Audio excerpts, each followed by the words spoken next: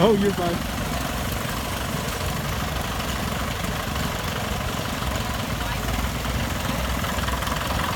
Brooklyn and Riley both are having a grudge match here. A 64, 659 wheel horse and a John Deere Power Wheels. We got them black glasses on and we're raring to tear out and go have some fun. Thank you.